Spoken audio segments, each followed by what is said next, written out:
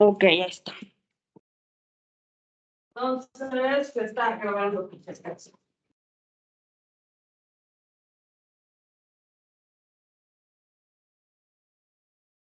Ok, dos receptores de células T.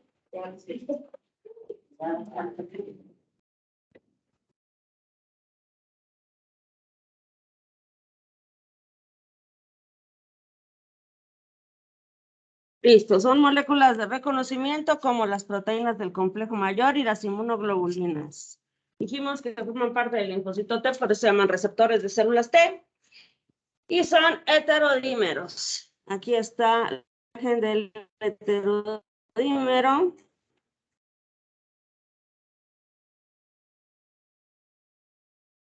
Una cadena alfa, una cadena beta, una cadena gamma o una cadena delta. Aquí está la región variable, la región de reconocimiento con el antígeno, región variable, región constante, sección transmembrana y cola citoplasmática corta. Acompañando a esta molécula tenemos el CD3. El CD3 es un grupo en realidad de proteínas formados por 4 diferentes elementos que son parte del receptor funcional de la célula T. El CD3 está constituido por un elemento que se llama cadena gamma, cadena delta, cadena epsilon y cadena teta. Estas 4 cadenas se organizan en un homodímero y 2 heterodímeros que se van a encargar de la transducción de la señal celular, acompañado del CD4 o el CD8 que estabiliza la interacción de moléculas coactivadoras como el CD28, el CD40 y moléculas de adherencia como las integrinas que van a estabilizar la sinapsis inmunológica. Los receptores de células T para poder reaccionar requieren que se les presente antígenos pequeños de no más de 30 aminoácidos, siempre asociados a proteínas del complejo mayor de histocompatibilidad. Si no hay una presentación mediada por proteínas del complejo mayor, no hay activación linfocitaria. Como ven en esta imagen, tengo aquí al receptor de la célula T,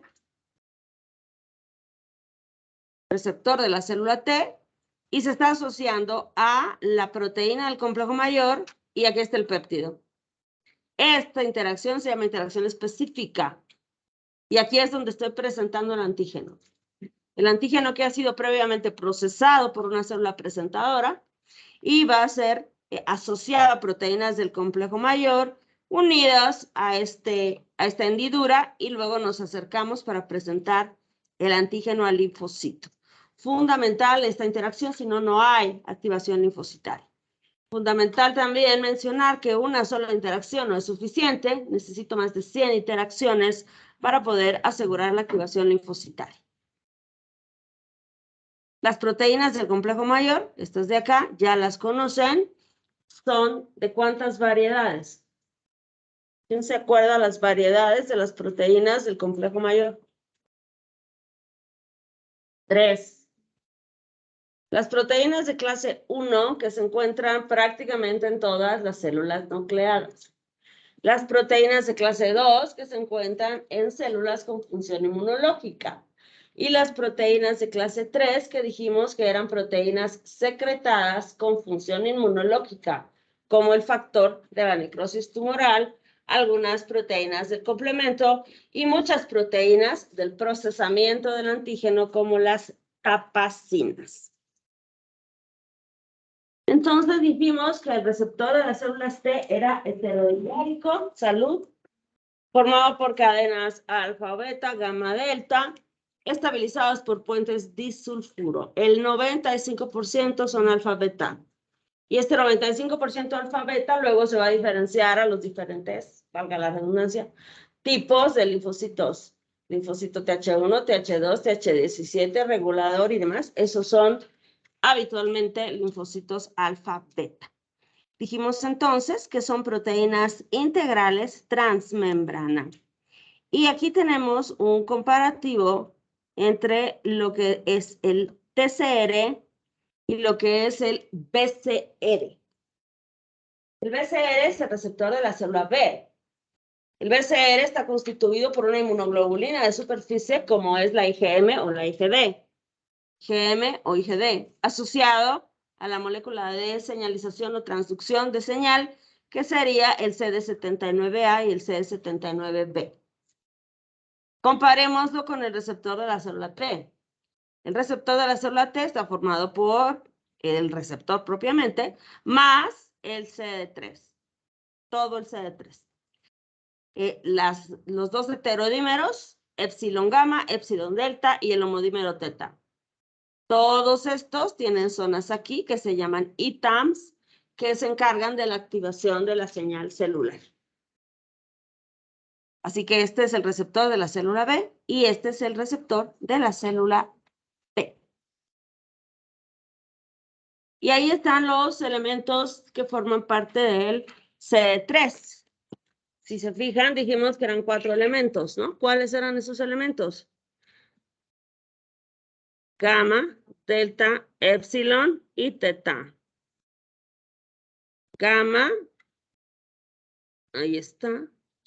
Gamma, epsilon, delta, epsilon y teta. Dos heterodímeros, epsilon gamma, epsilon delta y un homodímero teta.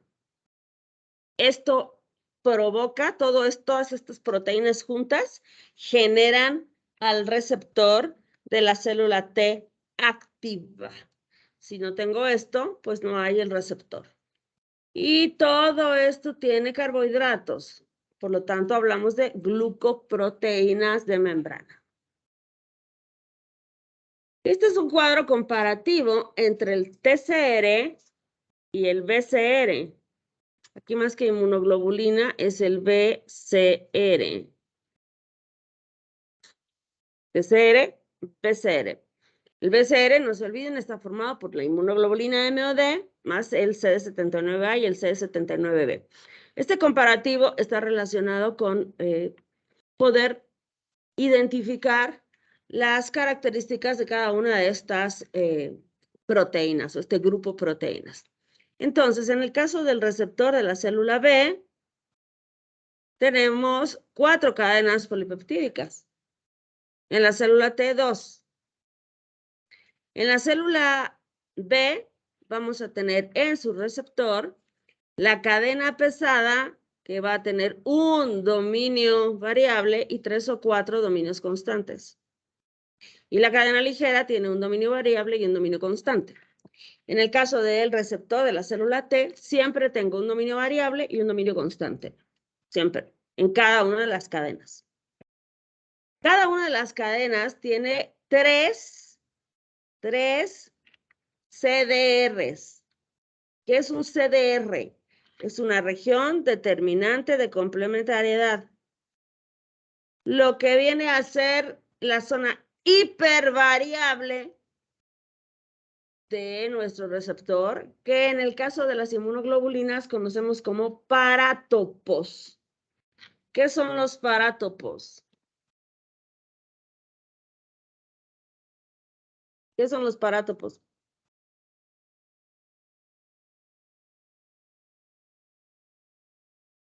¿Qué? Fuerte.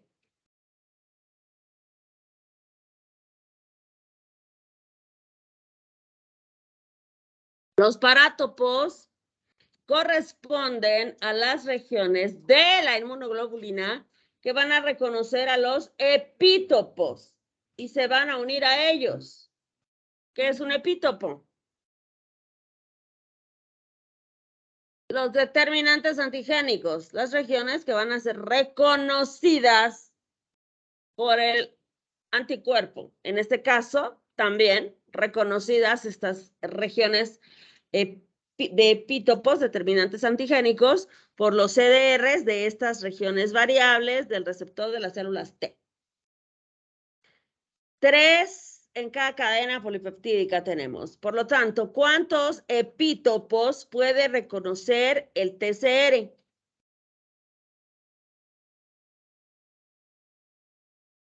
Si tenemos 3 regiones que reconocen epítopos en cada cadena y el TCR tiene 2 cadenas, 6. Y en el caso de las inmunoglobulinas, el receptor de las células B, ¿cuántos epítopos puede reconocer? Teniendo en cuenta que la inmunoglobulina está constituida por 4 cadenas polipeptídicas. Y 12, porque cada cadena identifica 3 epítopos. Así que este va a reconocer 12 epítopos y este solamente 6. Ahora, otra cosa que debemos recalcar, estos de acá reconocen cualquier cosa y no tienen que ser restringidos por proteínas del complejo mayor. Pero este solo reconoce péptidos de no más de 30 aminoácidos y siempre restringido por proteínas del complejo mayor. Así que es mucho más controlado, mucho más limitada su activación, pero sumamente eficiente. Las moléculas asociadas al TCR, ya dijimos el CD3 con las cadenas epsilon gamma, epsilon delta y teta. Y en el caso del BCR, inmunoglobulina A, inmunoglobulina B, CD79A o CD79B. La afinidad varía dependiendo del antígeno. En general, las inmunoglobulinas tienen mucho más afinidad. Y una cosa que llama la atención aquí es que el receptor de la célula T no tiene forma secretada, no puede producir una sustancia parecida a él, a este receptor, y liberarlo. No genera cambio de isotipo ni mutaciones somáticas. En cambio, el receptor de las células B sí tiene un receptor secretado, tiene una forma secretada, tiene cambio de isotipo y mutaciones somáticas. La forma secretada de los receptores de las células B es lo que conocemos como inmunoglobulina. El receptor de la célula B es una especie de borrador de cómo va a ser la inmunoglobulina producida por esa célula. Cambia la célula T, pues eso no pasa. El cambio de isotipo implica que la primera vez que entro en contacto con un antígeno, voy a producir IgM. Pero la segunda vez, ¿qué voy a producir? IgG o IgA o IG, dependiendo de las circunstancias. Eso es switching, es un cambio de isotipo, eso implica memoria.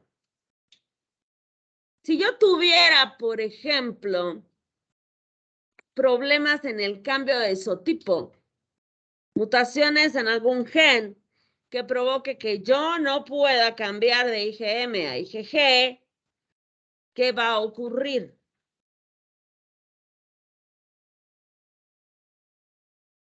¿Qué? Inmunodeficiencia. Esta inmunodeficiencia se conoce como síndrome hiper-IgM. Los síndromes hiper-IgM son raros, tipos de inmunodeficiencias primarias, y se caracterizan por mutaciones en genes, que se llaman los genes que codifican para el CD40 o CD40 ligando, y estas mutaciones provocan que no tenga posibilidad de producir otras inmunoglobulinas y por lo tanto no tenga memoria. Y por lo tanto tenga posibilidad de enfermarme frecuentemente. Es una inmunodeficiencia de la inmunidad humoral. Aquí está entonces nuestro receptor de células T, el más importante en los órganos linfoides. Cada una de las cadenas polipeptídicas tiene aproximadamente 110 aminoácidos y ya mencionamos dominios de inmunoglobulina con carbohidratos, dominio transmembrana y cola citoplasmática corta.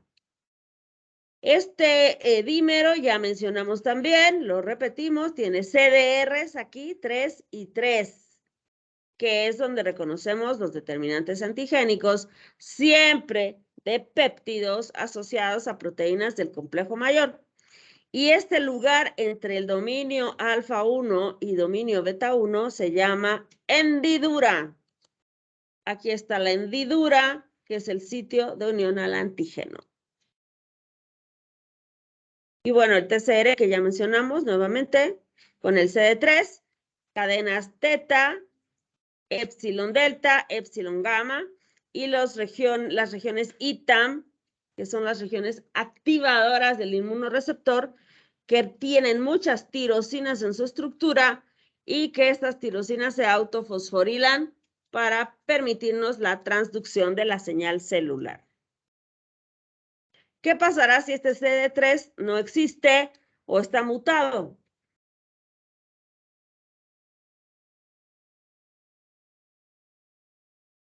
No voy a reconocer y entonces, ¿qué va a pasar? No voy a tener respuesta inmunológica. Aquí está lo mismo, pero hemos aumentado a un personaje. Este personaje que está aquí es el CD8 o CD4. Este, mira, viene aquí.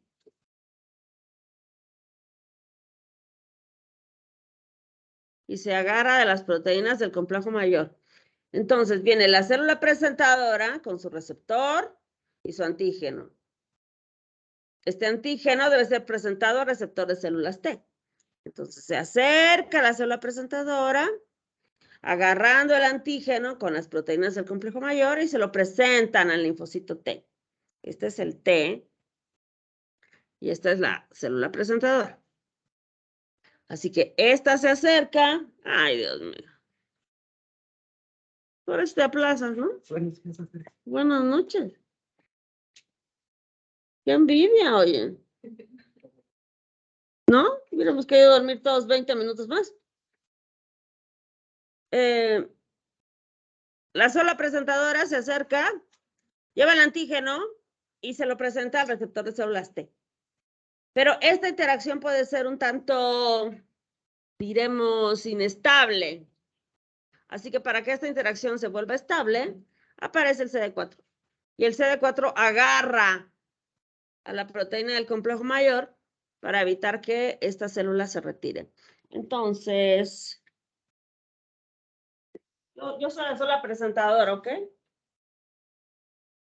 Y este es el antígeno.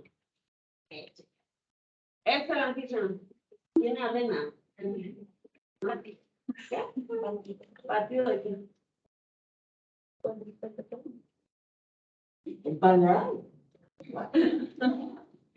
Bueno, entonces, este es el antígeno. Yo soy la célula presentadora.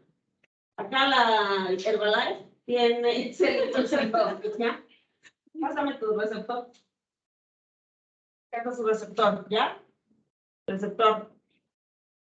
Entonces, la voy a presentar. Agarra tu vasito. Mira lo que estoy haciendo. Quiero presentar, pero me arrepiento. Porque sí, no quiero. Sí, no. Entonces, ¿qué va a pasar? ¿Qué tiene que hacer el impostor? Agarra tu lapicero. Saca tu lapicero. No, saca tu lapicero. Agarra, pero tu CD8. Agárrame de ti. Eso es el CD8. Esta es la proteína del complejo mayor, ¿no? Este es el CD4 y el CD8. Entonces, lo que va a hacer es venir hasta acá y agarrar desde abajo a la proteína del complejo mayor. Cosa de que yo no pueda ir, pero agárrame fuerte. Yo no puedo ir. Pero fuerte.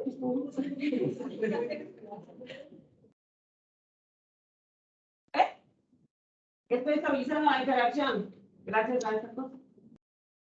Si no hubiera esto, luego, ¿ok? Ahora, vamos a ver qué es un linfocito autorreactivo. Entonces, ahí está agarrando el antígeno, ¿cierto? Receptor de célula T, proteína del complejo mayor, presentación del antígeno. Ahora, agárrame el brazo. No con esto. ¿Agarró el antígeno? ¿Qué agarró? Las proteínas del complejo mayor. ¿Con el qué? ¿Con qué? Con el CD3. Con el CD3. Esa es una célula correctiva. A esa célula no le importa el antígeno. Le interesa la proteína del complejo mayor. ¿Sí? Ok. Entonces ya sabemos cómo reacciona una célula autorreactiva. Ya dijimos, los linfocitos.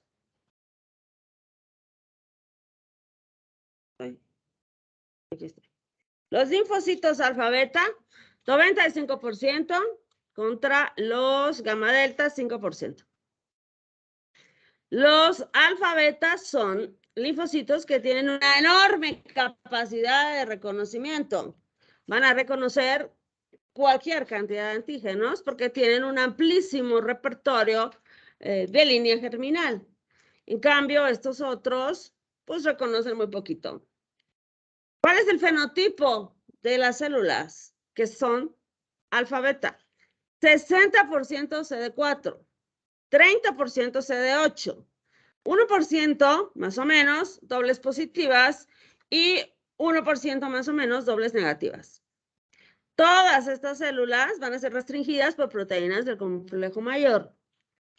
La CD4 se restringe por proteínas de clase 2 y la CD8 se restringen por proteínas de clase 1 y siempre reconocemos péptidos. En cambio, las células alfa, gamma delta, la mayor parte de ellas son dobles negativas, unas cuantas citotóxicas y luego poquititas CD4 y poquititas dobles positivas. No son restringidas por proteínas del complejo mayor y solamente van a reconocer lípidos. Solo lípidos, fosfolípidos, micolípidos, lípidos. Reconocen lípidos. A veces una molécula que ayuda se llama CD1. El CD1 puede ayudar en la presentación del antígeno acá a través del reconocimiento de lípidos. El CD1 forma parte de la familia de la del receptor, de las proteínas del complejo mayor de clase 1. No son propiamente proteínas de clase 1, es de la familia, pero lejana, y ayuda a veces al reconocimiento de lípidos. La importancia de las células gamma delta es, dicen, que además de reconocer moléculas de estrés, glucolípidos, fosfolípidos, a través de estas moléculas que les dije, CD1, pueden tener alguna injerencia, alguna influencia en la regulación inmunológica, en el control de la inflamación y en la tolerancia, especialmente en las mucosas. ¿Por qué necesitamos mucosas tolerantes? Una mucosa digestiva, por ejemplo, tolerante. ¿Por qué necesitamos una mucosa digestiva tolerante?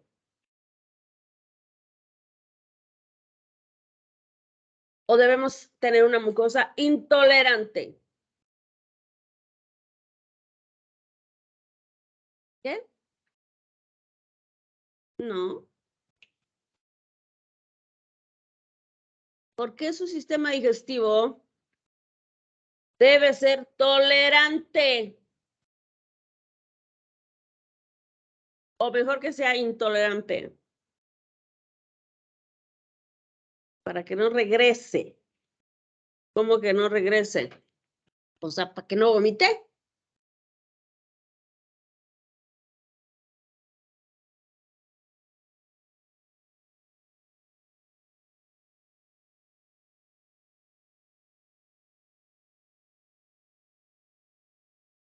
Por nuestra cavidad oral entran cualquier cantidad de antígenos.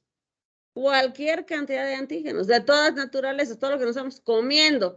La linacita todos los días de su compañerita, su batido ese proteico de esta otra. Lo que han comido, si alguien ha comido ahorita, esa agua que quizá está contaminada con veto a saber qué cosas, mi cafecito, allá hay un yogur, veto a saber qué. Todas esas cosas que nos metemos, que el cafecito allá de Juan Valdés, que la... está mirando ahí. No lavó la botella y está llena de hongos y se los está tomando. ¿Por qué no te enfermas? Porque tu sistema inmune identifica a los agresores, identifica un montón de antígenos que no son agresores y no los destruye, los tolera. Si tú montaras reacciones contra todo lo que entra, ¿qué pasaría? No absorbes, dolor abdominal, vómito, diarrea, desnutrición y muerte. Así que es fundamental la tolerancia. Y los linfocitos gamma delta dicen que están relacionados con la tolerancia. ¿A qué debemos la diversidad de los receptores de las células T? Pues la idea es la misma que ya habíamos mencionado, que dijo nuestro señor Tonegawa, ¿se acuerdan? La recombinación de segmentos genéticos de forma aleatoria. Así que aquí tenemos un montón de segmentos genéticos BDJ. En el cromosoma 14 están los genes que codifican para las cadenas alfa y en el cromosoma 7 para las cadenas beta. Y vamos a hacer recombinaciones aleatorias para eventualmente tener un receptor aceptable, un receptor decente. Las proteínas que participan de este proceso de recombinación se llaman proteínas RAX. Entonces, aquí tengo, por ejemplo, los segmentos genéticos por línea germinal de las cadenas alfa y por acá de las cadenas beta. Estos segmentos genéticos se van a ir recombinando. Eventualmente tendré un fragmento que ya parece aceptable. Y sintetizo mi RNA mensajero, sintetizo mi proteína y aquí me quedó una proteína de las cadenas de nuestro receptor de células T. En este caso sería la beta. Aquí está la región variable. Y por acá la cadena alfa. Se darán cuenta que la alfa y la beta son diferentes porque vienen de lugares distintos. Este sería mi receptor de células T.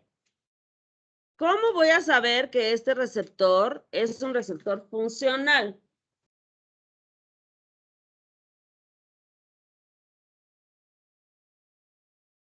¿Cómo sé si ese receptor sirve?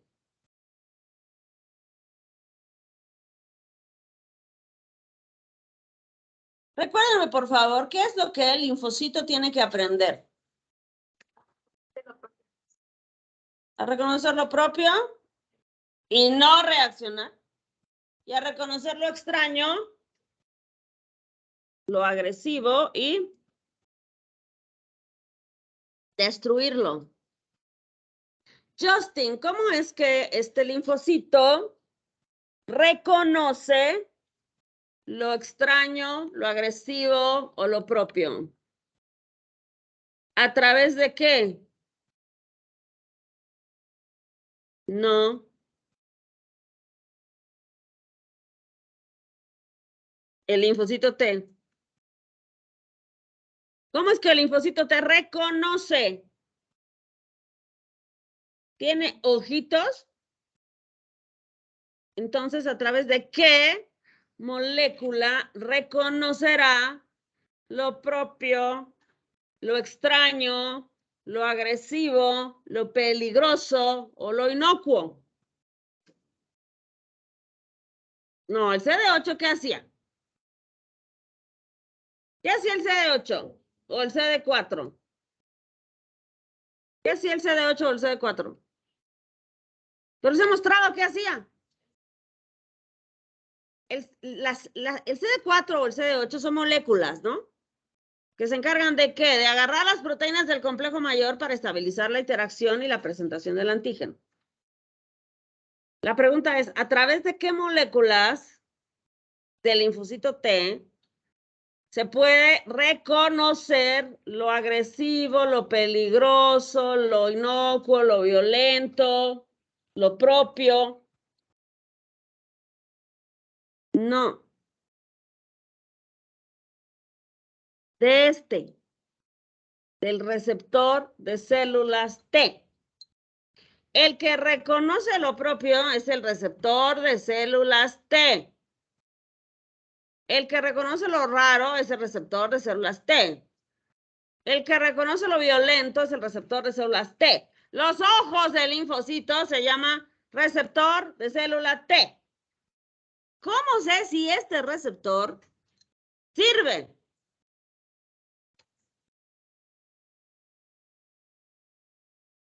¿Cómo sé si ese receptor funciona? Yo puedo tener todas las cadenas y ser un perfecto inútil.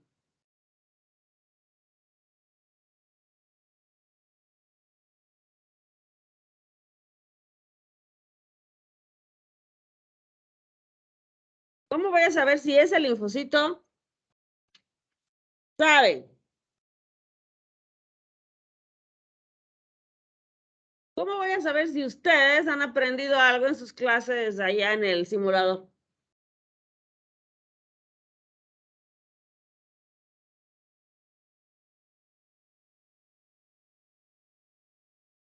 Cuando se enfrentan al paciente, ¿no?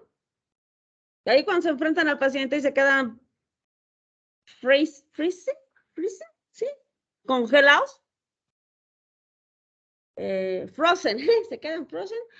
O no sé. Ahí te das cuenta que son manada inútiles, ¿no? Porque no aprendieron nada. ¿Y qué tiene que hacer? El linfocito hay que suicidar, hay que matarlo, porque es un inútil, porque no aprendió nada, porque no estudia, porque no aprendió de sus errores. Entonces, como este es un inútil, debe ser destruido. ¿Cómo sabemos eso? Porque lo enfrentamos a una situación. Viene una célula dendrítica, le muestra el antígeno a este receptor, y este receptor tendrá que reconocer si es bueno, si es malo, si es propio. Si lo hace mal, que es en la mayoría de los casos, esta célula será destruida porque sus receptores no sirven. Entrará en apoptosis. ¿Cuál es el porcentaje de éxito de este proceso? 5%. Hacemos esto, sacamos un primer cupcake, ¿se acuerdan? Un primer cupcake aquí. A ver si sirve. Lo probamos, lo testeamos, lo evaluamos. Y cuando vemos que es una porquería, entonces, chao, basura, next. Y así 585 veces y en la 586 ya me sale uno regularmente decente. Ese se selecciona. Una vez que ya tengo seleccionado este que parece que sí sirve, se envía a la superficie ¿a qué? A buscar ¿a quién? Al antígeno. Y una vez que encuentra el antígeno, va a montar una primera reacción. Vas a hacer una evaluación ahí y el antígeno le va a decir al receptor, ¿sabes qué? Modifica un poquito esto, modifica lo otro, y en el segundo contacto ya vamos a tener una reacción mucho más apropiada, mucho más afín, y la tercera lo mismo. La primera vez que interactúas con el antígeno es una interacción donde hay química, pero no es tan afín. Conforme vas teniendo más contactos con el mismo antígeno, va mejorando la afinidad. Es un poco como la primera cita. ¿Cómo es la primera cita? Tami, ¿cómo es la primera cita?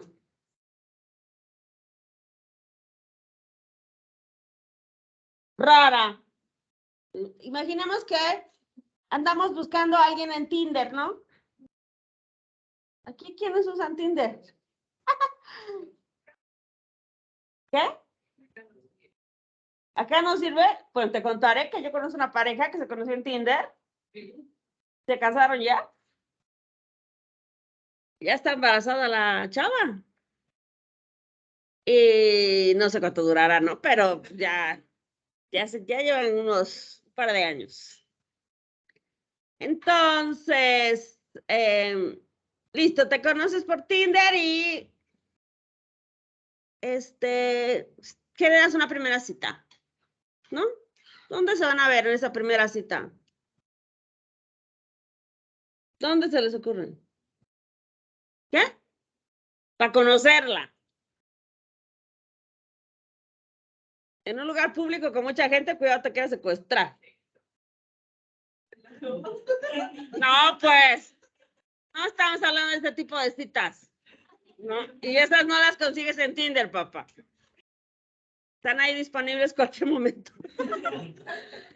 Entonces se cita, no sé, en el Upper, no sé dónde, pues entonces se cita, no tengo idea. Es en Euforia. O no es muy, bueno, no sé, donde sea. ¿Y cómo es esta primera relación, este primer contacto? Raro, ¿no? ¿Cómo es? A ver, cuéntenme, yo ni me acuerdo de eso. Hace muchos años. Ya pasaron muchas décadas de eso. Y sí, eso. Siglos. ¿Cómo es esta primera cita? Cuéntame.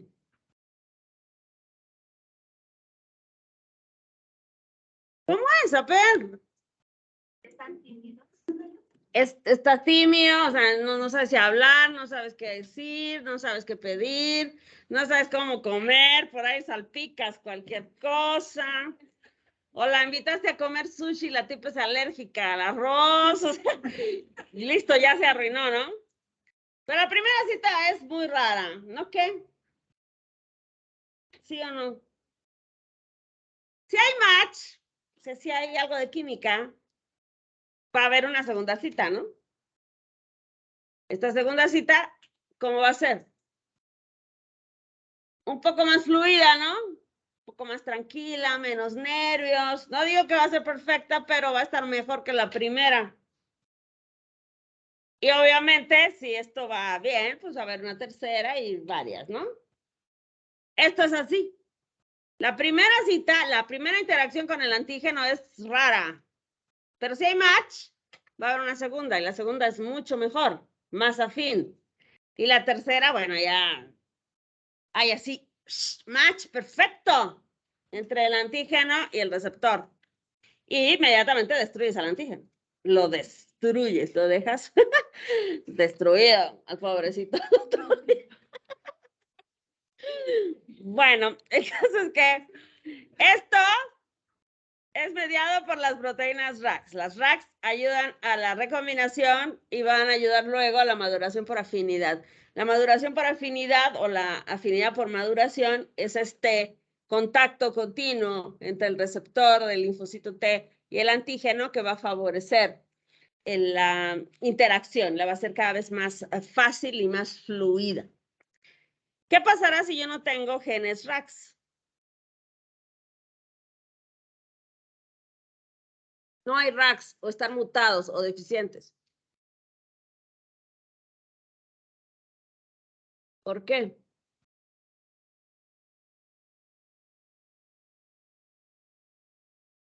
¿Qué hacen los RAX? ¿Qué dije que hacían los RAX? Ayudan en la recombinación y la recombinación es clave para la variabilidad de las cadenas. ¿Qué pasa si yo no tengo recombinación? ¿Qué? No hay variedad. Y si no hay variedad,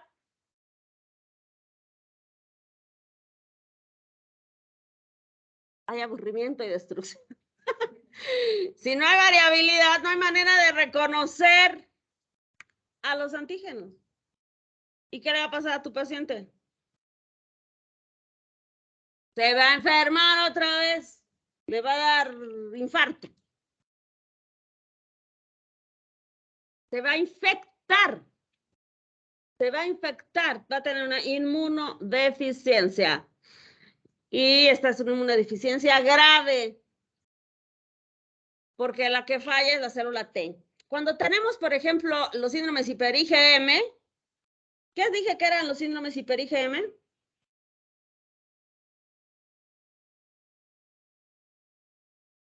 Cuando yo no puedo hacer cambio de isotipo.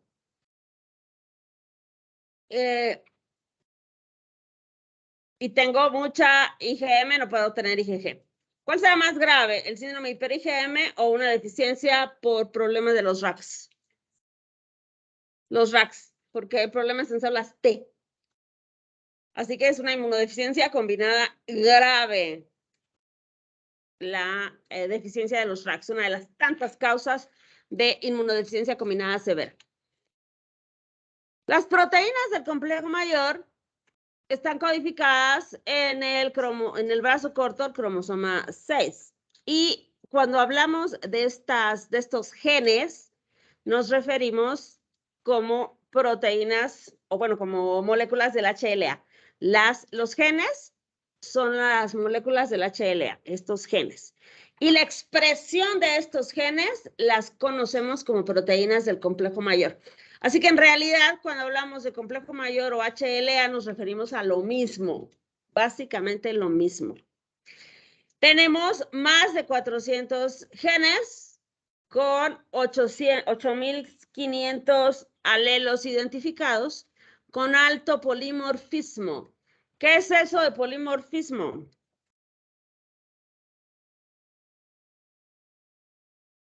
¿Qué será polimórfico?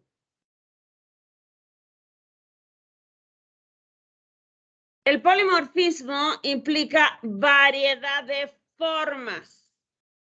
¿Qué será mejor en nuestras proteínas del complejo mayor? ¿Tener un altísimo polimorfismo o tener muy poco polimorfismo? Altísimo, porque entre más polimorfismo, más capacidad de reconocimiento de antígenos tienes. Entre menos polimorfismo, menos capacidad de reconocimiento de antígenos tienes. Y por lo tanto te vas a enfermar más. Aquí tenemos 3 personajes que participaron en la construcción de lo que ahora conocemos como el HLA, que sabrá Dios si es cierto, pero en este momento es lo que consideramos que sí es. Está este señor, que es George Snell, que él describe el sistema H2 en los ratones. Este señor, pues andaba aburrido ahí con su vida y empezó a hacer ahí experimentos con ratones. Entonces agarró un ratón y le sacó un riñón a ver qué pasaba. Y luego le sacó el riñón al ratón vecino, se lo puso al primer ratón y vio a ver qué pasaba. Y no contento con eso, luego de que se murieron muchos ratones, por supuesto, empezó a experimentar ahí que el sapito le sacara el riñón del sapito y se lo pondría al ratón y que al revés y que quién sabe qué tanto. Y ahí, después de muchos experimentos, se dio cuenta que había algunas proteínas en las células linfocitarias, leucocitarias, que identificaban estos tejidos extraños y les denominó H2. Luego viene este señor de Sal que hizo básicamente lo mismo y las observaciones las hizo en humanos y se dio cuenta que las proteínas que hacían este reconocimiento estaban en los linfocitos humanos y les puso HLA, antígenos leucocitarios humanos. Más tarde viene este señor Benacerraf y se da cuenta que no están estas moléculas solo en los leucocitos, sino que están en muchos lugares y que además van a ayudar en el control general de la respuesta inmunológica. Así que él integra toda la información y sobre todo menciona cómo el sistema inmune va a ser controlado a través de esas proteínas del complejo mayor. A los 3 les dan el premio Nobel en 1980. Todos estos aportes son desde los 50, incluso antes, que es cuando empieza la historia de los trasplantes. Cuando hablamos de histocompatibilidad, nos referimos habitualmente a compatibilidad de tejidos para trasplantes. ¿Qué trasplantes se pueden hacer?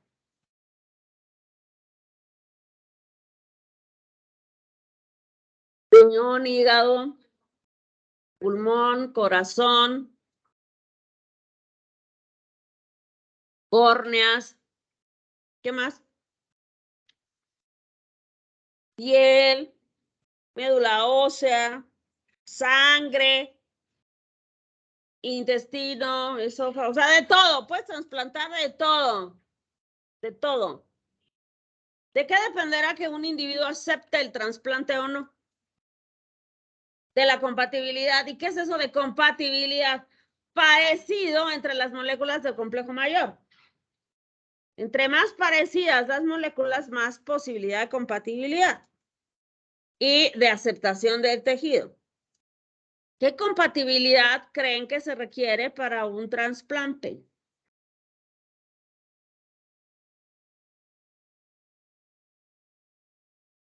¿Qué compatibilidad creen que se requiere para un trasplante? Digan números, pues no saben, así que digan números. Jeremy.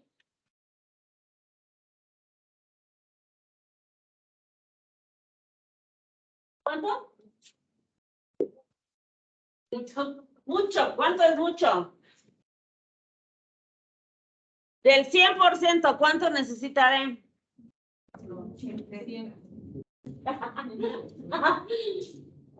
Ahora intentan así, ¿eh? Sí, apenas. Entonces, porcentaje 51 dicen acá. 70. 80. Imposible, sí. Imposible.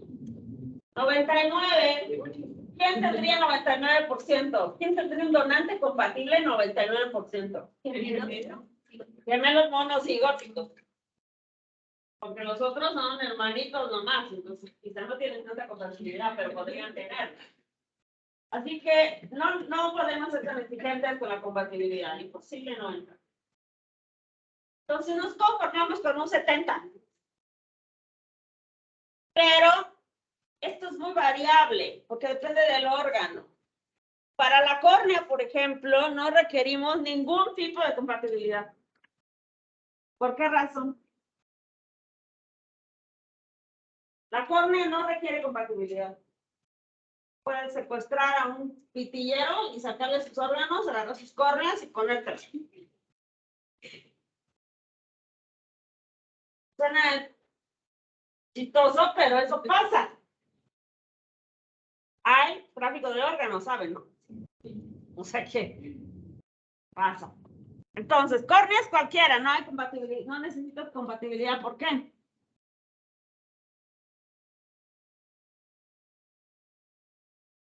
¿Por qué no necesito compatibilidad? Piensen en la córnea. ¿Dónde está la córnea? En el ojo. Ah, pues siquiera saben dónde está, ¿no? ¿Y qué más son? ¿Qué más? ¿Qué características tiene la córnea? ¿Qué? ¿Qué hicieron en histología? ¿Debe en histología? No. Capaz. ¿Qué características tiene? ¿Dónde está la córnea? Ojo, ¿qué parte del ojo? Denle la córnea a su vecino, a ver.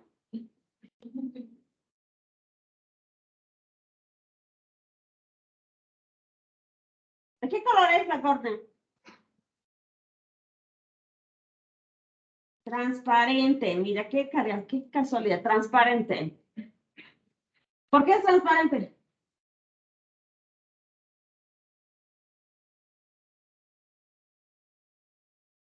¿Tiene vasos sanguíneos? Si tuviera... no tiene vasos sanguíneos. Es tejido conectivo, denso, perfectamente organizado, tan perfectamente organizado que es transparente y no tiene vasos sanguíneos. Si no tiene vasos sanguíneos, tiene tráfico de leucocitos, tráfico de linfocitos. ¿Va a haber alguna reacción ahí? No, porque es vascular. Entonces, eso se conoce como órgano de privilegio inmunológico. Un órgano que no se inflama fácilmente. Y por lo tanto, en el caso de la córnea, podemos trasplantarla sin problemas. En el caso del hígado, el hígado no requiere compatibilidad. No necesito estudios de histocompatibilidad para el hígado. ¿Por qué razón? Porque es un órgano de privilegio inmunológico. No se inflama con facilidad y produce mucha interleucina 10. ¿Qué hace la interleucina 10? ¿Qué?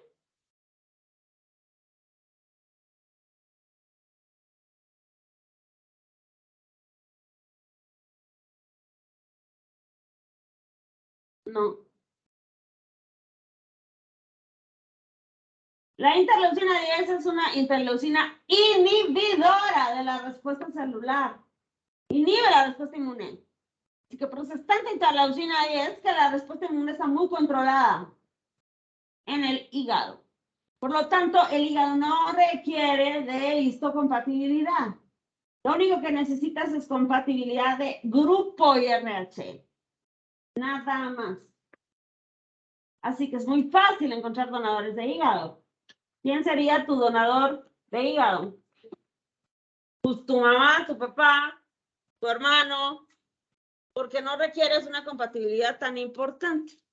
Ahora, en trasplantes de médula ósea, ahí sí requieres una compatibilidad mucho más importante, aunque ahora se están inventando unos trasplantes que se llaman haploidénticos. ¿Qué será eso de haploidéntico?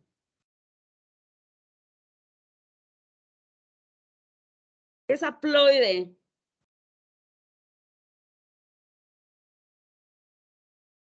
¿Qué han hecho durante toda la carrera que llevan, niños? Nada. Haploide. ¿Qué? ¿Nuestras células son haploides o diploides? Diploides. Tienen el doble de la información, ¿no? En este caso, cuando hablamos de trasplantes haploidénticos, solo necesitas el 50% de la información igual. Incluso menos. Son un grupo de trasplantes especiales que se están haciendo ahora. Obviamente requieren mucho inmunosupresor para evitar el rechazo. Así que la compatibilidad no es un número, depende de la situación, depende del órgano, depende del país. Hay lugares donde te exigen una mayor histocompatibilidad, hay lugares que menos. En Israel, por ejemplo, te aceptan para trasplante de médula ósea con 60% de histocompatibilidad por la experiencia que ellos tienen, por el manejo que tienen de inmunosupresores, así que no necesitas compatibilidad tan alta. Pero eso va variando. Y repito, depende del órgano que se esté trasplantando. Estas proteínas del complejo mayor se van a encargar de la vigilancia de antígenos. Son sistemas de vigilancia de antígenos. Y vamos a tener dos variedades de antígenos, endógenos y exógenos. Los antígenos endógenos son antígenos que nosotros producimos en nuestro cuerpecito, que producimos dentro de nuestra célula. Pueden ser, por ejemplo, proteínas virales o proteínas obtenidas de infecciones intracelulares. Los antígenos exógenos son antígenos extrínsecos que van a ser péptidos procesados que vienen del exterior. Y me refiero a exterior porque la célula, el macrófago, se come al bicho, lo parte en cachitos y lo presenta a través de proteínas del complejo mayor a las células presentadoras de antígenos. Los antígenos endógenos van a ser presentados a través de proteínas de clase 1 al linfocito citotóxico con la consecuente muerte de la célula presentadora. Los antígenos exógenos van a ser presentados por células presentadoras a linfocitos TCD4 que va a generar la amplificación de la respuesta. Y muchas veces tenemos presentaciones cruzadas. Antígenos endógenos, antígenos exógenos. Muy bien. Si yo tengo un paciente con viruela símica, ¿qué tipo de antígeno será? ¿Endógeno o exógeno?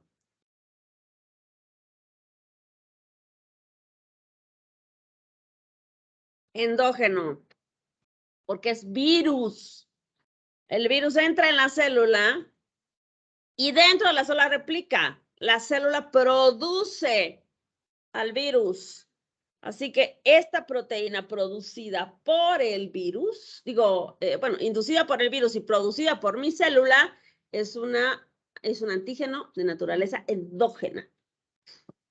No se olviden, los endógenos son proteínas producidas por nuestras células o por infecciones intracelulares. Y los exógenos son fagocitados, partidos y presentados. Si tenemos, un paciente que tiene 7 años, fiebre, malestar general, odinofagia y presenta amígdalas hiperémicas, hipertróficas, crípticas, con pus. ¿Cuál es el diagnóstico?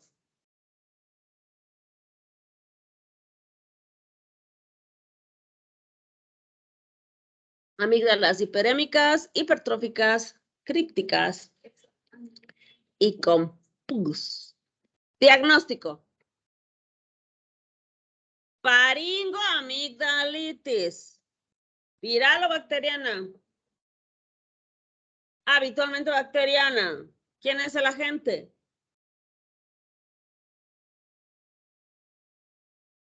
¿Qué es streptococo?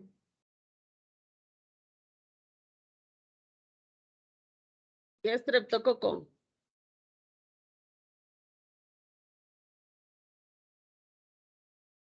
¿Qué es streptococo?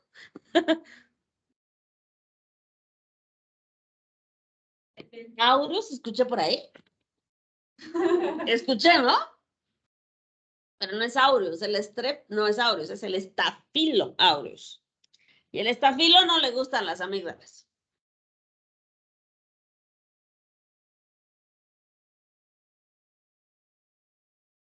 ¿Cómo es? ¿Strep qué? Este bicho no pueden olvidarlo. Helado. Estreptococo beta hemolítico del grupo A. No hay estreptococo A. Es estreptococo beta hemolítico del grupo A. Alias Piógenes. El Piógenes. Esto es algo que no pueden olvidar. Es básico. Básico. El otro de una interna no sabía eso. Más burros que son. Entonces, si es Streppiógenes, ¿el antígeno es endógeno o exógeno? Exógeno, es extracelular, es exógeno. Así que viene el macrófago, ve al strep, se lo almuerza, lo degrada, lo procesa y lo presenta. Así que es lo que se comió, lo parte en cachitos y muestra. Ahora, si yo tengo... Ok. Es un paciente de unos 10 años. Proveniente de la zona sur, casa de adobe, sí, de adobe. Una sola habitación, son 8 hermanitos y lo lleva la mamá porque el niño tiene un ojo hinchado. Solo un ojo hinchado y ya. No, y una ronchita por aquí. Una pequeña ronchita y un ojo hinchado. Chaga. Chagas.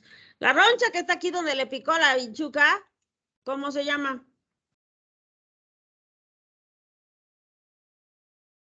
¿Qué? ¿Qué pasó? Joana.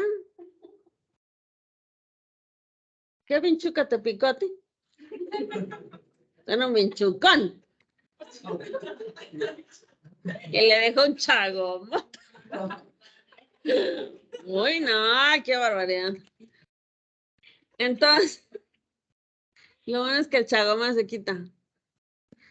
Chagoma se llama la ronchilla esa. Y esto de acá, ¿cómo se llama? El edema, generalmente unilateral, de todos los tejidos blandos alrededor del párpado, no doloroso. ¿Cómo se llama? ¿Signo de quién? Signo de Romaña Massa. Es el signo de Romaña, que no ves en todos los chavitos, pero ves en algunos. El niño tiene Chagas. ¿Qué antígeno es? ¿Endógeno o exógeno?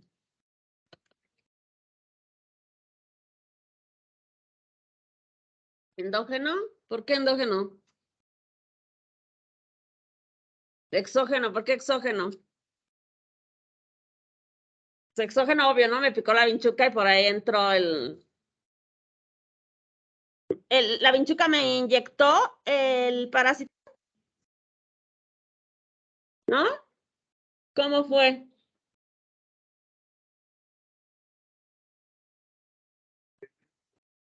Y luego defeca, como cualquiera, ¿no? Reflejo orofecal. Comes y hay que vaciar el intestino. La vinchuca hace lo mismo. ¿Y qué haces tú? Te rascas y ahí entra el bichillo. ¿Cuál bichito es? Tripomastigote, ¿no? Bueno, entonces, ¿este bichito es intra o extracelular? Intracelular. Así que el antígeno es de naturaleza endógena. Tienen un paciente con endocarditis infecciosa. ¿Cuál es el agente? Este es microparásito, el año pasado han visto. Endocarditis, díganme un agente que causa endocarditis.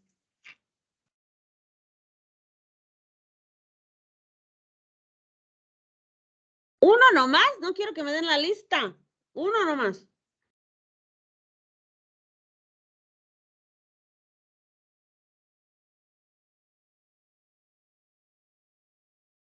¿No? ¿Algún qué? ¿Hongos? No es tan habitual. Tiene que estar muy inmunodeprimido el paciente. Tienes bacterias, las más comunes. ¿Cuáles? Estafilococos, como el epidermidis, el aureus. Tenemos enterococos que puede producir, ¿qué se llama esto? Endocarditis. Así que hay muchas bacterias y son ellas casi todas extracelulares. Por lo tanto, el antígeno es exógeno. Si tienen una hermosa uretritis por clamidia, chicos, ¿el antígeno es endógeno o exógeno? La clamidia es intracelular. Endógeno. ¿Ok? Bueno. Entonces, aquí está nuestro brazo corto, el cromosoma 6. Proteínas de clase 2. Las de clase 3 están entre el locus de clase 2 y clase 1. Y aquí están las de clase 1. Como ya dijimos, las de clase 1 son glucoproteínas de superficie que se van a encontrar en casi todas las células nucleadas, con excepción de las neuronas y, bueno, los eritrocitos que no tienen núcleo. Van a presentar antígenos de naturaleza peptídica, antígenos endógenos, a los linfocitos citotóxicos. Y se conocen con los nombres de HLA A, B, C. Y tenemos 6 genes, 3 de la madre, 3 del padre. Las proteínas de clase 2 son glucoproteínas de superficie que están en las células presentadoras de antígenos y presentan antígenos exógenos a los linfocitos cooperadores y los locus son de PDQDR. Y bueno, las proteínas secretadas con función inmunológica. Las neuronas tienen poca o ninguna proteína del complejo mayor porque requieren de algún tipo de protección contra la citotoxicidad. Si expresaran muchas proteínas de clase 1, serían más sensibles a la citotoxicidad. Presentan menos proteínas o ninguna para evitar que un linfocito ahí desquiciado vaya y destruya las neuronas, porque la información que contienen estas células es valiosísima y no se puede recuperar. Así que estas neuronas deben ser resistentes a la citotoxicidad. Y una de las herramientas que hacen que estas células sean resistentes es la disminución de proteínas del complejo mayor de clase 1, entre otros muchos mecanismos. Otro mecanismo de protección neuronal es la barrera hematoencefálica, que evita el paso, el tráfico de linfocitos. Entonces, yo no tengo linfocitos alegremente paseando por el sistema nervioso. ¿Por qué razón? Porque estos linfocitos luego de la nada quieren matar cualquier cosa. Así que es una forma también de proteger al sistema nervioso, controlando el paso de los linfocitos. Las proteínas de clase 1 aquí están, son glucoproteínas constituidas por una cadena alfa y la beta 2 microglobulina. Estas moléculas son de la familia de las inmunoglobulinas, tienen 3 dominios de inmunoglobulinas, alfa 1, alfa 2, y alfa 3. Durante su síntesis, vamos a estabilizar el complejo trimolecular con una molécula que se llama calnexina, que es una chaperona que estabiliza la estructura. Y cuando ya la proteína se ha asociado al antígeno, la calnexina desaparece. El sitio de unión al antígeno es aquí, entre el dominio alfa 1 y alfa 2. Y el sitio de unión con el correceptor, que es el CD8, es aquí en el dominio alfa 3. Vean el dominio transmembrana y la cola citoplasmática cortita. Esta moleculita va a, aquí está otra representación, dominio alfa 1, alfa 2, alfa 3, beta 2 microglobulina. Aquí en el alfa 3 es donde nos asociamos con el CD8 y esta es la hendidura donde vamos a pegar el péptido de naturaleza endógena de entre 8 y 10 aminoácidos. Las proteínas de clase 2, igualmente 2 cadenas polipeptídicas, una cadena alfa, una cadena beta, con dominios de inmunoglobulina estabilizados por puentes disulfuro, carbohidratos en todos los dominios, excepto en el dominio beta 2. Este dominio beta 2 es el sitio de unión con el correceptor, que sería el CD4. La hendidura de unión al antígeno se encuentra entre el dominio alfa 1 y beta 1, aquí, y el péptido, que es un péptido exógeno, no mide más de 30 aminoácidos. Tiene 30 aminoácidos cuando mucho. Y no se olviden antígenos de naturaleza exógena. Entonces, en esta tablita resumimos todo. Proteínas de clase 1, alfa y beta 2 microglobulina, sitio de unión al antígeno entre el dominio alfa 1 y beta 1, sitio de reconocimiento al correceptor y unión es el dominio alfa 3 y reconoce al CD8. El péptido es de entre 8 y 10, 12 aminoácidos y el nombre HLA-ABC. Las de clase 2, cadenas alfa y beta. El sitio de la hendidura está entre el dominio alfa 1 y beta 1.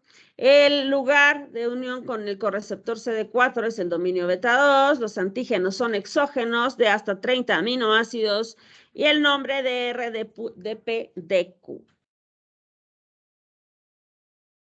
Y aquí está una tablita donde vemos algunas características del CD1. El CD1 dijimos que es de la familia de las proteínas de clase 1, identifica lípidos de naturaleza endógena o exógena de diferentes tamaños y estimula prácticamente muchas células de la inmunidad innata, especialmente. Aquí está, mira. CD1A, CD1B, CD1C, CD1D y reconocen lípidos, diferentes lípidos, especialmente fosfolípidos. No son polimórficos y me ayudan, por ejemplo, a reconocer hemófilos, micobacterias, algunos parásitos. Plasmodium falciparum, Trypanosoma brucei. ¿Alguien recuerda cuál es la enfermedad que produce el Trypanosoma brucei?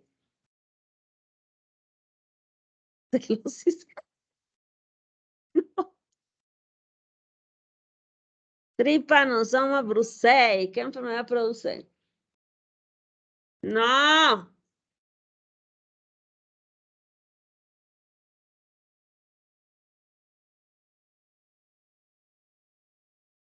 A ver qué dice su Google.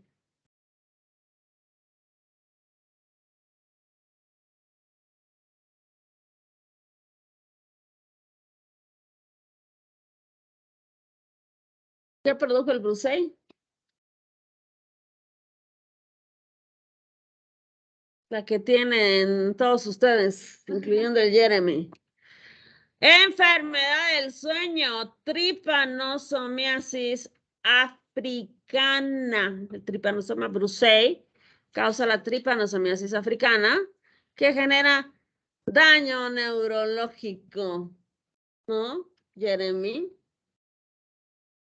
Ahí tenemos un sujeto experimentación. La próxima ya no viene otra vez, ¿no? Entonces, aquí está nuestra sinapsis, nuestras proteínas de clase 2, el péptido. Si es proteína de clase 2, ¿este péptido es endógeno o exógeno? Exógeno, presentando el receptor de células T. ¿Esto que está aquí qué es?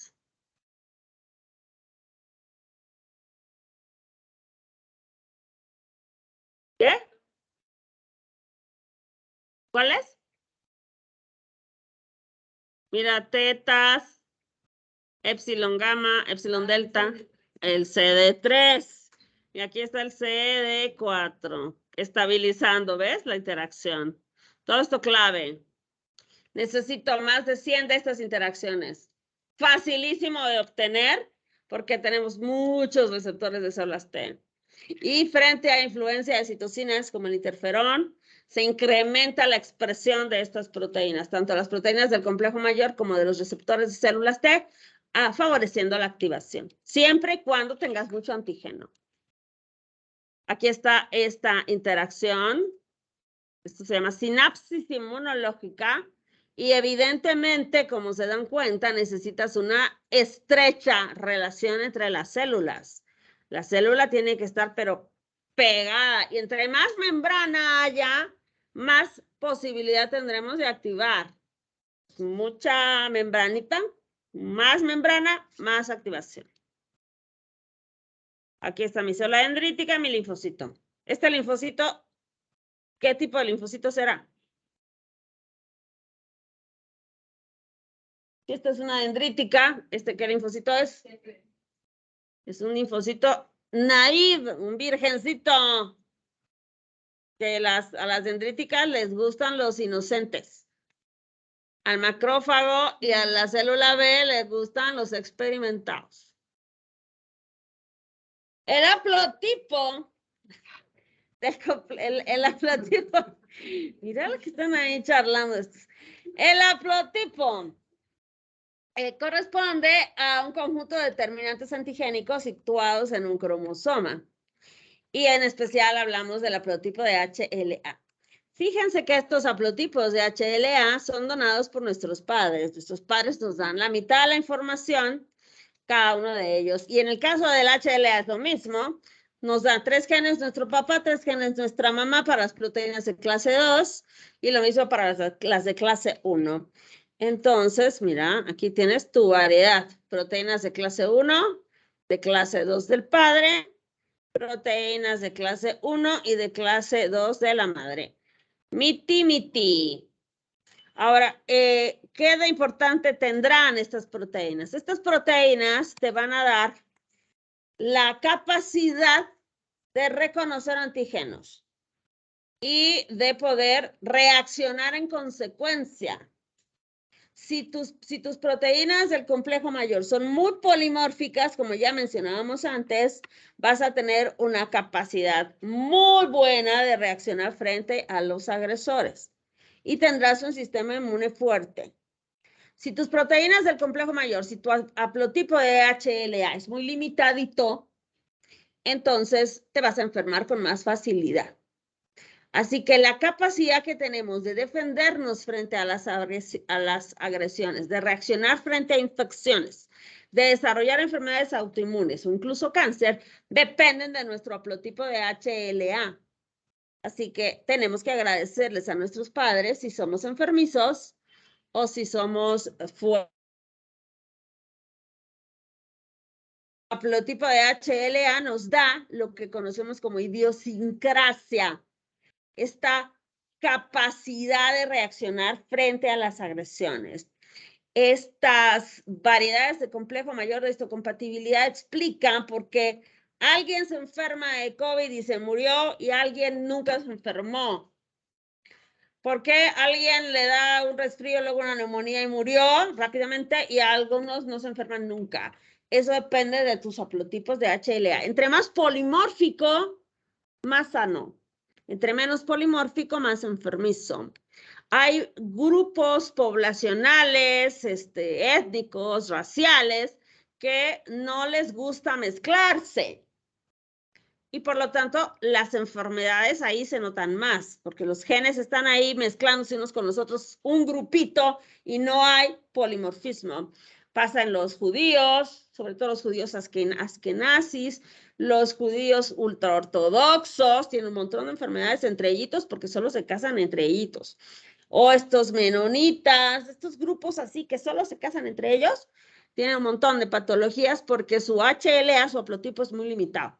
Si tú te vas mezclando, el haplotipo de HLA se vuelve más polimórfico y mucho más eficiente.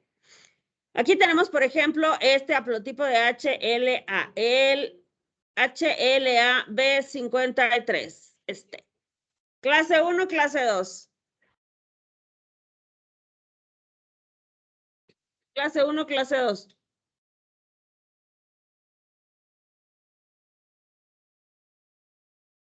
¿Hay genios, por Dios? ¿1 o 2? No, los dos son de R, de P, de Q.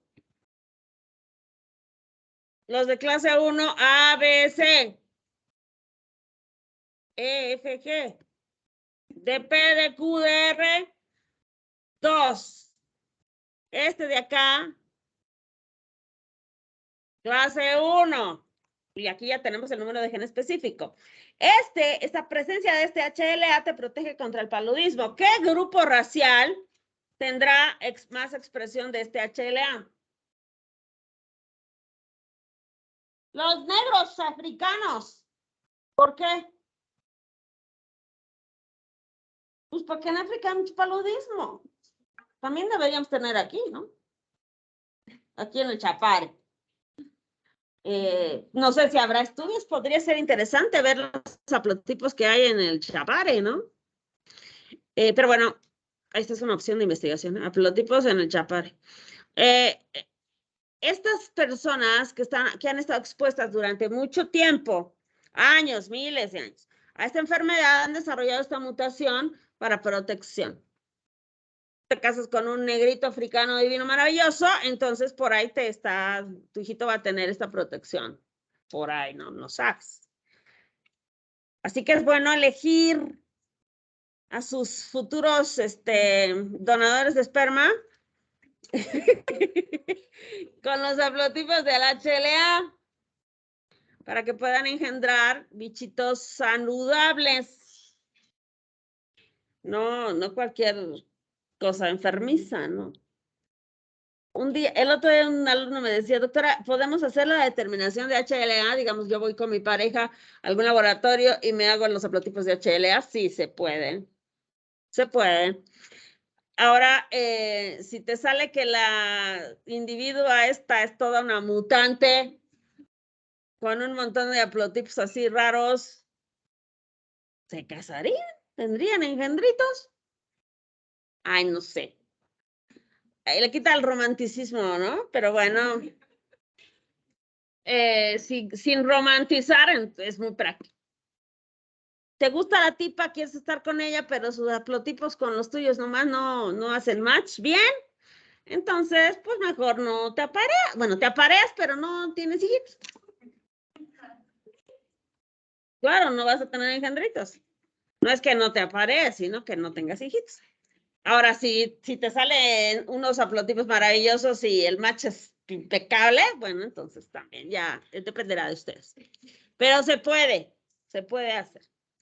Aquí tengo este es de clase 2 con menor riesgo de hepatitis B crónica. Si tú tienes este haplotipo de HLA, te puedes contagiar de hepatitis B, pero no vas a evolucionar a cronicidad. Eso explica por qué hay tanta variedad de presentación de enfermedades, porque cada uno reacciona diferente por su haplotipo de HLA. Habrá gente que de hepatitis B rápidamente evoluciona a la cronicidad, insuficiencia hepática, y hay otros que andan por la vida contagiando gente sin el mayor de los conflictos, porque tienen la hepatitis B, pero no tienen problema hepático propiamente grave que limite su actividad. ¿De qué depende eso? De sus haplotipos de HLA. Por ejemplo, hace que progreses más rápido a SIDA. Si tienes este haplotipo y te encanta aparearte con cualquier cosa que se mueva, pues vas a tener riesgo de desarrollar enfermedades de transmisión sexual como esta. Y si tienes este haplotipo, pues jodido estás, porque vas a evolucionar rapidito a SIDA. Entonces, algo estaba pensando, no sé qué iba a decir. Ay, algo iba a decir, no sé qué. Bueno, en este diagramita tienen la representación de la población de los Estados Unidos con los que están expresando el HLA de Q2 y de Q8. Estos dos HLAs aumentan el riesgo relativo de desarrollar enfermedad celíaca. Pero de todos estos que tienen este HLA, solo estos de acá desarrollan enfermedad celíaca.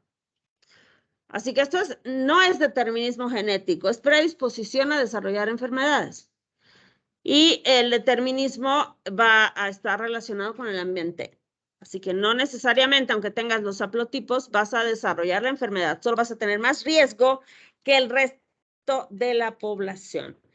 Las hembras tienen capacidad de olfatear el HLA. Y de acuerdo al HLA, eligen pareja. Van a elegir a la pareja que tiene el HLA más distinto del de ella.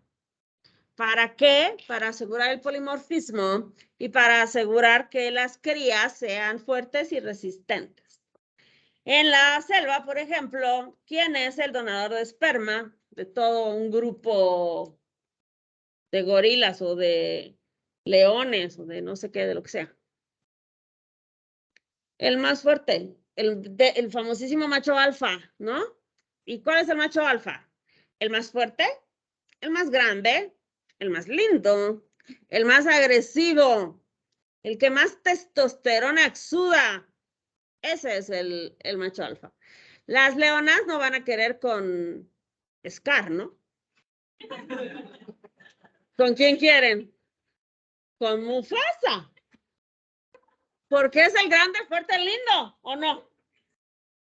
¿Pero por qué? Hay una razón. ¿Por qué será? ¿Por qué será? Porque quieres engendritos que se parezcan ¿a quién? Pues a Mufasa, ¿no? Ahí tienen un Scar. Varios. Mira, el ataque le ha dado al Scarcito que está ahí.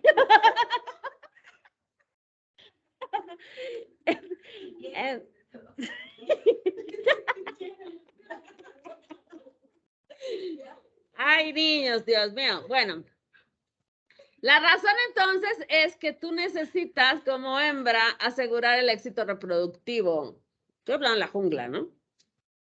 Y el éxito reproductivo implica que tengas una cría sana, fuerte, que se pueda desenvolver perfectamente bien en la jungla. Entonces necesitas un macho que te asegure eso. Por eso las hembras son capaces de elegir esto. Dicen que las humanas también tenemos esa capacidad, pero bueno, hay otros factores que influyen ahí. Cuando menos elegir el HLA más distinto. Quizá no es tu macho alfa el ideal, pero bueno, es lo que te tocó. Tu escarcito, pero el HLA debe ser muy distinto.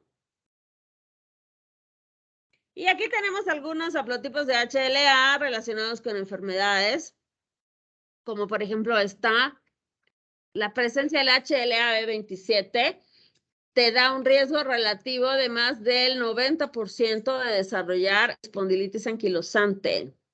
Este mismo HLA se relaciona con el desarrollo de enfermedad de Reiter, pero la enfermedad de Reiter es una artritis reactiva y el riesgo de desarrollar esta es mucho menor, 10-15%.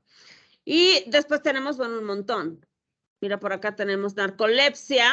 Este haplotipo te da 200% de riesgo relativo de desarrollar narcolepsia.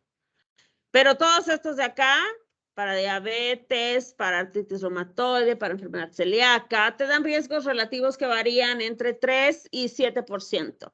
Ahora, si tienes madre con el haplotipo y padre con el haplotipo para la misma enfermedad, tu riesgo relativo se aumenta para 25, 30%. Por eso no es una locura ver qué haplotipos tienes para saber los riesgos relativos de futuras generaciones. Hay un montón de haplotipos. El único que me gusta preguntar es este. El B27, porque es muy, muy determinante. Ahí sí, tienes y fija que te va a dar espondilitis. Por si acaso lean para la próxima clase espondilitis y síndrome de Reiter. Y estos haplotipos que tengo por aquí, que se relacionan con reacciones a medicamentos. Así que yo puedo buscar haplotipos de HLA que tengan que ver con reacciones a medicamentos. Tienes el haplotipo, sabes a qué medicamentos puedes reaccionar y de esa manera los puedes evitar. Eso está relacionado con la farmacogenómica. Súper interesante esto. Y aquí les puse algunos haplotipos de HLA relacionados con el pemfigo.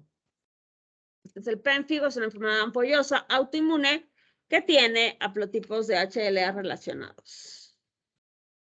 Ok, preguntas, niños. Preguntas, no preguntas, como siempre.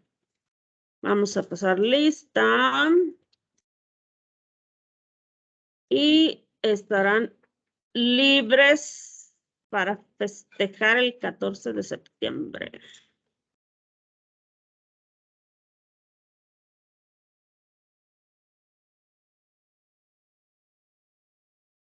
Sigan tirando sus teléfonos, al fin que ustedes no los compran.